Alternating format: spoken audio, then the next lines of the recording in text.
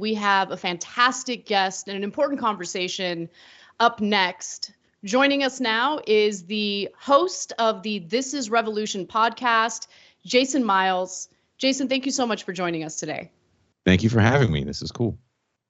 So, Jason, I've been meaning to talk to you about your experience with safe injection sites, with harm reduction policies, because clearly the way this country has dealt with the opioid epidemic, with people who are addicted to drugs, the fact that we've decided to criminalize them for so long has been so destructive.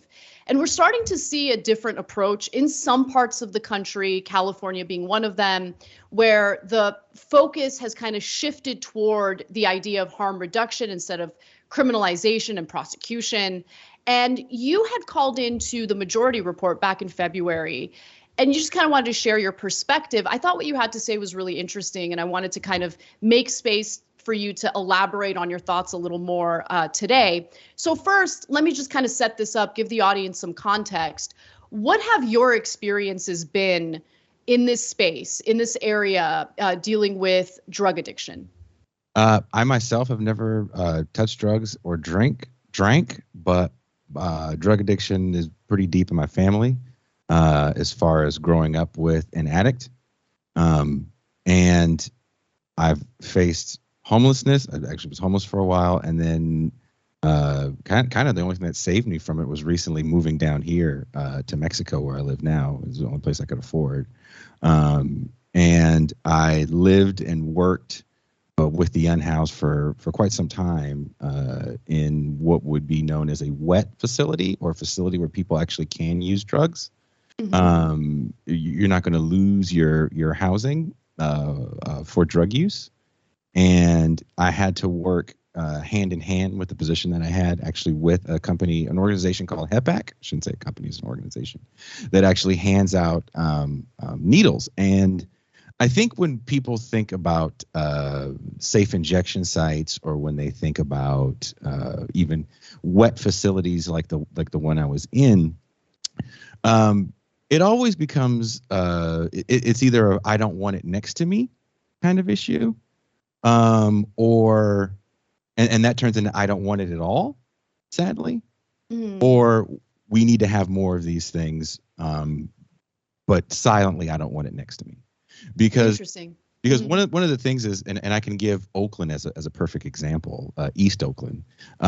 If you're familiar with the Oakland Raiders, who are now in Las Vegas, and the Golden State Warriors, who are now in San Francisco, they vacated a very large facility that now only the Oakland A's have. And you probably have seen, I know you guys do a sports show, the attendance is extremely low. Sometimes there's less people there that are there for a high school football game. And a lot of that has to do with the deterioration that happened around that area, especially when those teams left, and the little bits of business that were there left as well. So there were hotels there because it's actually right next to the airport. It's kind of a perfect location for a sports team. You have freeway access, literally exits right into the parking lot. You have public transportation access. We have a subway system in the Bay Area called BART, Bay Area Rapid Transit, that lets you off right at the stadium. But we had a Walmart leave, and I don't know too many people that know what it's like when a Walmart actually vacates an area. It actually leaves a really large hole, and there's been a fight around who's going to use that building between the county and the city.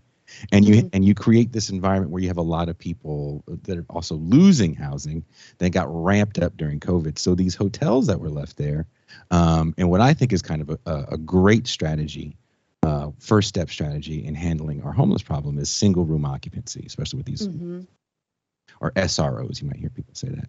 And so we had a lot of emergency facilities that were started up instantly, but some hotels didn't buy in; they just didn't want it. And what then happened around those areas, because you had such a large influx of homeless people, is kind of, and this wasn't part of the plan, of course, you build almost a hell zone in this area because it's an anything goes space. There's drug use, there's prostitution, there's tons of violence. And it's all going to happen in this space. Okay, let me pause you for 1 second. Sure. Because you're touching on something, obviously it's uncomfortable to talk about, right? Because on one hand, you want to house people, you want to get them off the streets. Like, to me, that's the number one priority, because if they're on the streets, it's dangerous. I mean, if you look at the homicides in Los Angeles, for instance, Mhm. the individuals who are overwhelmingly overrepresented in the homicide statistics are the unhoused. So you want to get them in housing, but there is an issue with some of these public housing solutions, even if it's temporary housing, if they have the very strict rules on drug use, for instance. Well, then you're going to deny people a roof over their heads, and it seems incredibly cruel. But I feel like there's also some downsides of not having any rules, and you're kind of touching on that right now. And it's Yeah. really hard to hear it. But the thing that people forget about, because I used to be 100% against any rules, it's like just get people housed. Mhm. But a woman actually reached out to me who used to be unhoused because she left her abusive husband with her kids. And she didn't want to be in an environment where she and her kids had to deal with some of the things that you're describing right Uh, now. I, So I, it's a complicated and nuanced issue, but I I, wanted you to continue. Yeah, sure. I have a few anecdotes, and I hope we have time for them. I'll try to be brief. sure. And if we can come back, I can talk more about the idea of accidentally creating a hell zone, because I think none of us want that, right? Right. And one of the things that I tried to do in my position in the facility was reimagine the way we have these facilities, and it's very hard. So first of all, what I wanted to do was make it kind of an oasis. So I called all of the people that I knew from the industries that I've been in, and friends that I've met over the years. And I also had to get as many people on board working there as well, because you're trying to reimagine how we imagine housing. And what it ends up becoming is warehousing.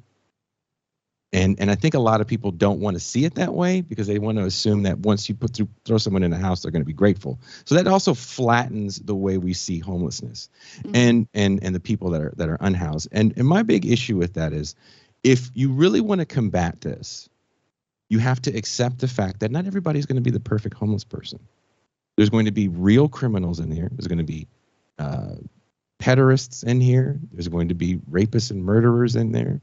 Actually, my managers of the facility were literally murderers that had turned their lives around. So you have to understand that the population that you're dealing with isn't all kind of idealistic, right? And it's going to get ugly, some of the things that you're going to see. And I want to give a quick anecdote. There was a woman that came in with her boyfriend, and at some point, the boyfriend became abusive. Now, we don't know about anyone's spousal abuse problems. There is no knocks on doors and asking, how's the relationship going? And a lot of services weren't provided. People came to me all the time and asked for drug treatment service. Like, hey, can we have an AA meeting? And there's certain rules about having AA meetings. And another thing people have to understand is most of these things are run by nonprofits. So the state doesn't want to pay benefits to anybody. So they'll throw some money out to a nonprofit. The nonprofit is going to try to keep everything as lean as possible.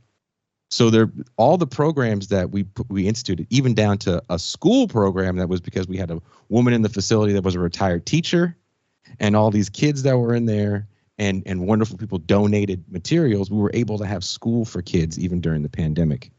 But again, this all comes from trying to reimagine this.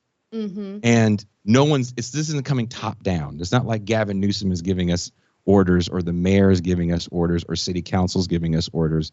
This is people wanting to create a better environment. But back to this situation, I'll try to be brief, and tell me to shut up if I'm running out of time. So she has issues with this abusive boyfriend, and he hits her, and we get a call. Hey, you guys got to come over here, Jay. This woman just got hit. Before the call came, we were stopping another guy from fighting another cat. It happens, right? There's one washing machine between 400 people. There's going to be some fights, right? So run over, talk to the guy. talk to the woman. She's upset, obviously. I have to take the man out of the facility. I said, hey, man, you got to go.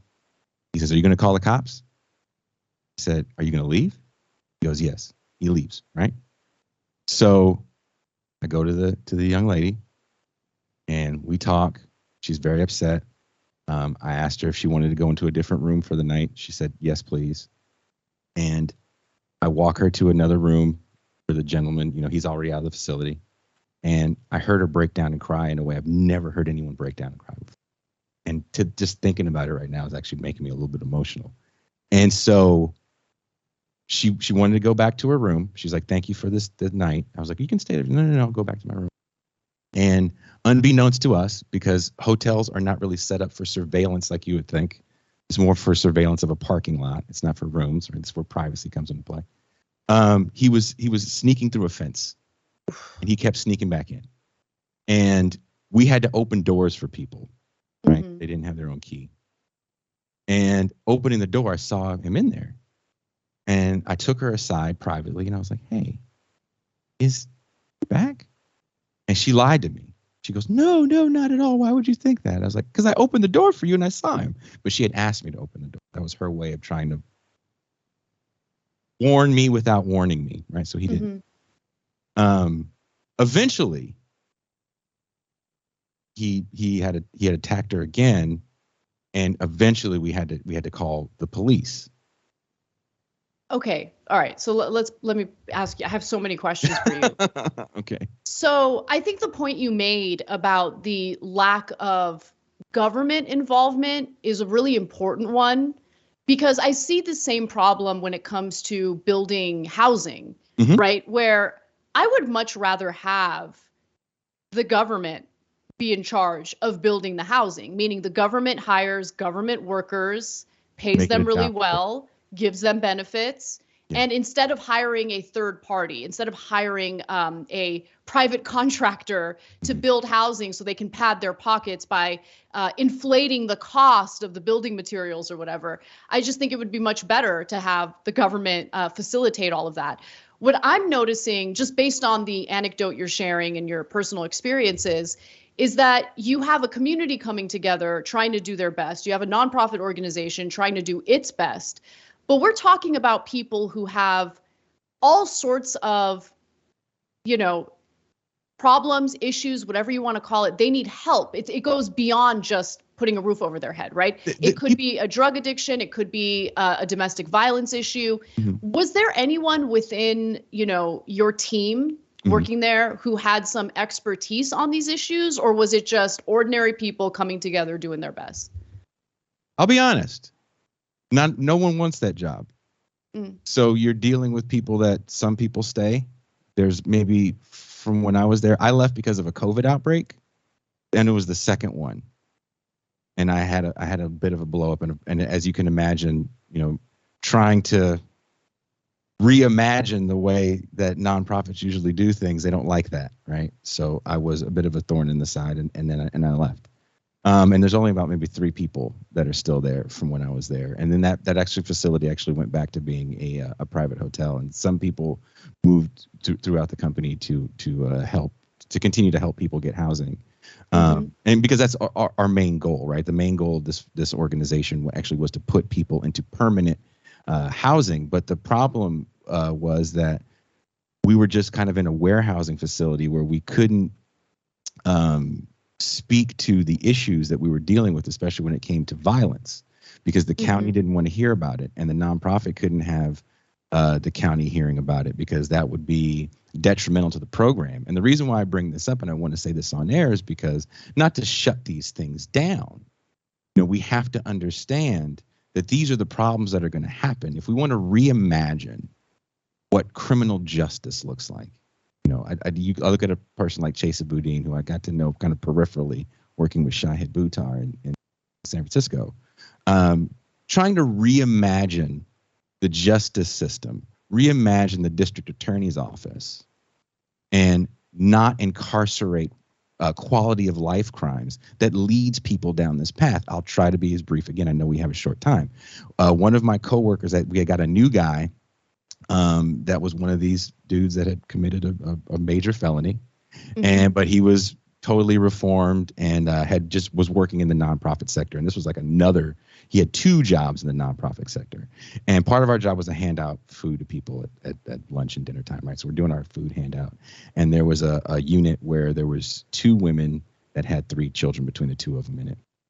And one day, and their mom was there as well. One of their moms was there in the facility. So it was kind of a generational hangout in one of the rooms as we're handing out dinner. And the guy I'm working with looks and sees the what will be the grandma. And it's like, "Hey, girl," and just talks to her real casually. And he looks at me, goes, "I got to talk to you." And we go into our lobby, the communal lobby where everybody can come talk to us. And he goes, "The daughter, I knew when she was 3. And when I was doing dope and committing robberies, I was doing it with her mom and her father. And she was in the car with us.